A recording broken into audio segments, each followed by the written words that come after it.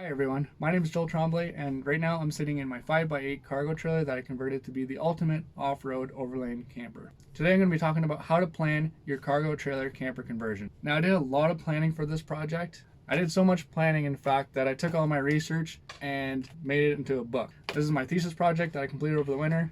Called it the Architectural Truck Box. This was for my Masters of Architecture. Not very poetic, but I go through the process of converting a cargo trailer to be a camper. Yeah.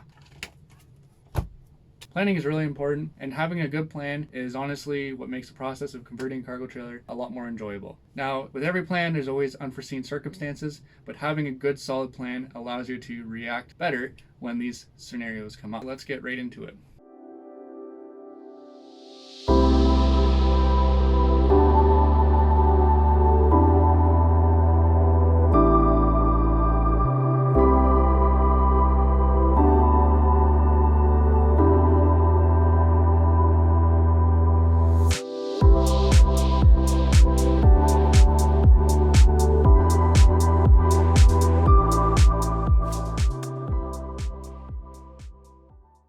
Now, the first and most important thing is to define your needs and weigh them against your wants.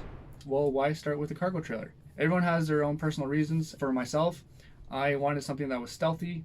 I like the idea of working with something that already had an enclosure and a structure to work within, and so you're not starting from scratch, but on the inside, it is a blank slate. You can kind of do whatever you want with it. There's other things to consider. I found, based on some research, that cargo trailers are typically better built than like a travel trailer, but it's still a mass-produced, manufactured object, and so there's a lot of cost-cutting techniques and corners cut, and just be aware of, like, it's not going to be perfect if you're starting with a cargo trailer. And the other things are important, such as who, what, when, where, why, and how.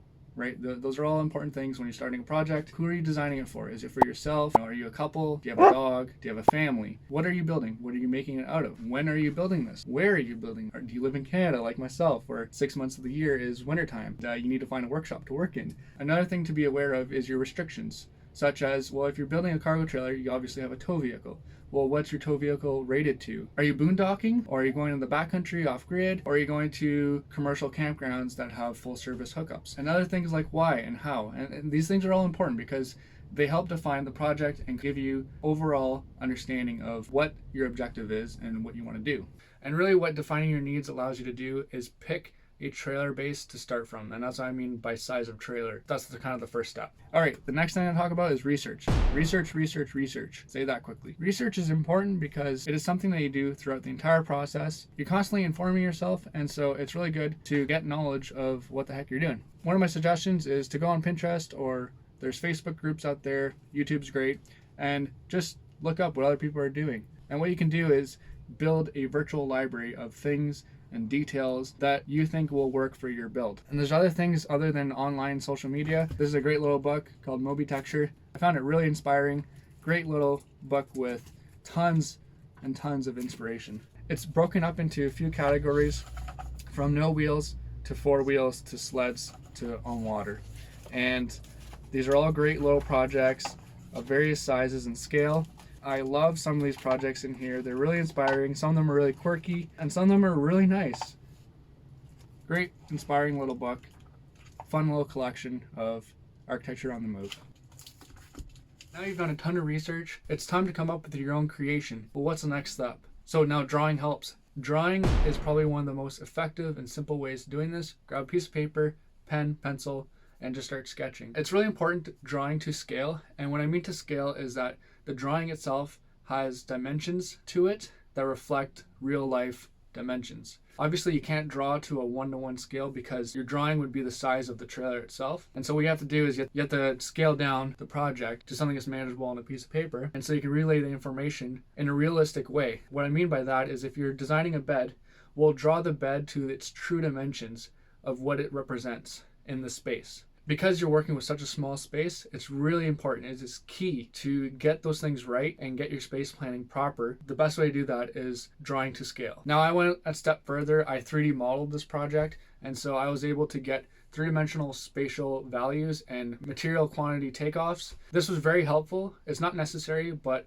I found it nice to be able to three-dimensionally see on my computer screen what the space would be. It really allowed me to make some key design decisions. Now, what I was doing is I was constantly feeding my research into my design so that I was continuously coming up with different iterations. And really, that's the best way to do it. You can get stuck into an endless loop of doing constant iterations, and then sometimes it can get nerve-wracking to get out of that bubble. So the next step really is just to start building an inventory of stuff. There's nothing more unmotivating than starting a project and then realizing you don't have a certain part, so you can't really get any further. One thing that helped me out a lot is to build an inventory of stuff, things that are going to be installed into the trailer, and allows the construction process to kind of move from phase to phase. And now you've done all this research, you started drawing or modeling the project, and you have this vision, and you're buying stuff, and you're spending money, but you don't have anything to show for it. And so the next thing is to just dive into it.